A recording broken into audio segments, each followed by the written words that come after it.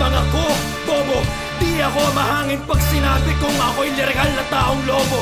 Hindi ako aswang pero ako'y manananggal. Pagkatapos pugutan ng ulo ang mga hangal. Mga ubod ng tanga, mga kulang sa pansin. Parang pinatulan ng paa, wala kayong mararating. Tingin mo marami pa akong bigas na kakainin. Gagawin kitang pataba sa palay bago ko anihin. Sakramento ng kasal, walang wala akong bilib. Gamit maso bibigay ko kabiyak ng iyong dibdib. Kung sa bagay sota mo akong pangarap at hangarin. Ilabas ang ita kasi siya'y patay na patay sa akin. Ganyan ang utak ko parang nakatira ng katol. Ako ngayon nagbigay sa aking guro ng panlakol.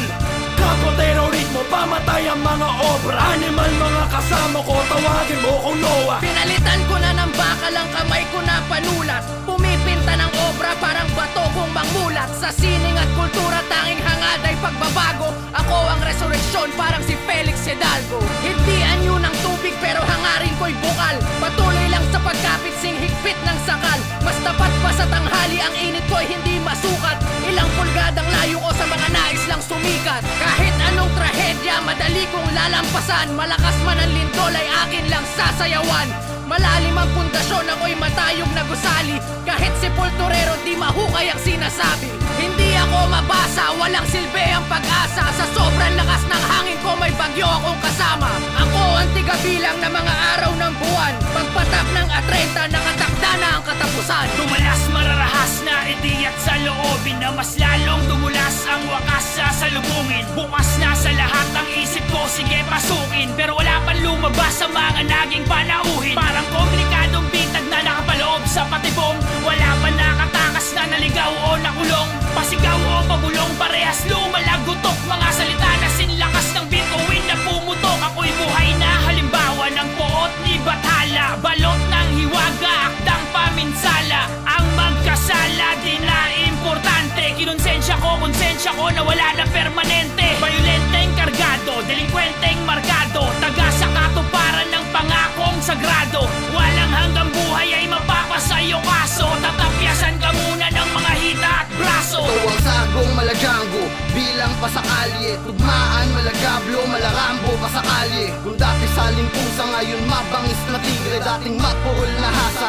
yung talas naging triple. At yung mga gibet na panay sabit palihim. Nasugatan mga palad, kapit sa patalim. Pag nagdilim ang paningin, ako'y mata ng bagyo. Pauulanan ka ng bala hanggat may lupa takbo. Kaya kung ayaw madisgrasya, dumistansya tandaan. Para akong ambulansya, humahati ng daan. Naligal kong sumagasa, kaya wag nang magsilaban. Baka mitya ng buhay nyo biglang masilaban.